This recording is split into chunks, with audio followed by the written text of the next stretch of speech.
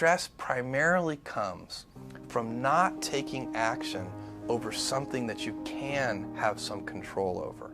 So if I find that some particular thing is causing me to have stress, that's a warning flag for me. What it means is there's something that I haven't completely identified, perhaps in my conscious mind, that is bothering me, and I haven't yet taken any action on it. I find as soon as I identify it and make the first phone call or send off the first email message or whatever it is that we're going to do to start to address that situation, even if it's not solved, the mere fact that we're addressing it dramatically reduces any stress that might come from it. So stress comes from ignoring things that you shouldn't be ignoring, I think in large part. So stress doesn't come, people get stress wrong all the time, in my opinion.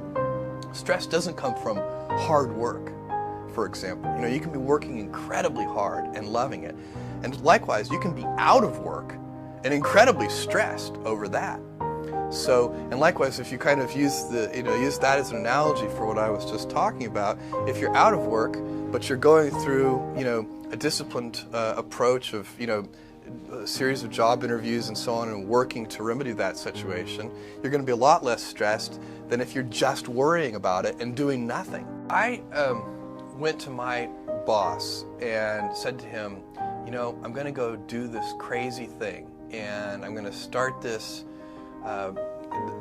company selling books online. And this is something that I had already been talking to him about in a sort of more general context. But then he said, let's go on a walk. And we went on a 2-hour walk in Central Park in New York City. And the conclusion of that was this, he said, this actually sounds like a really good idea to me.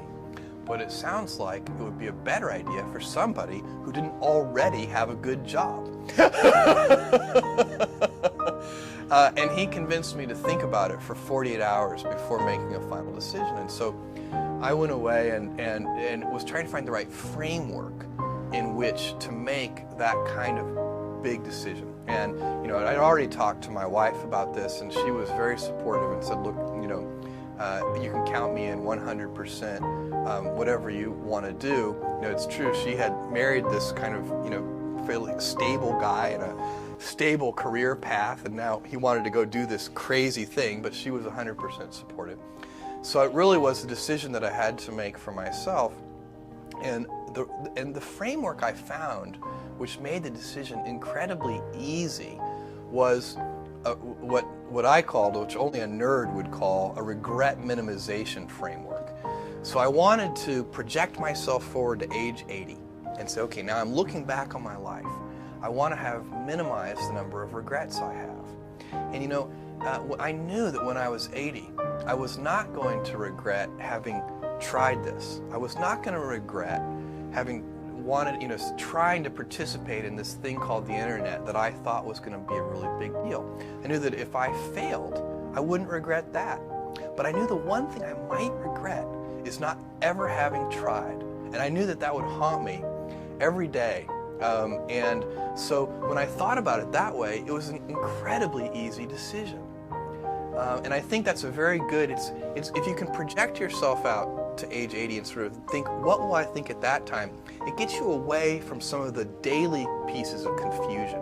I left this Wall Street firm in the middle of the year. When you do that, you walk away from your annual bonus. And that's the kind of thing that in the short term can confuse you. But if you think about the long term, then you can really make good life decisions that you won't regret later.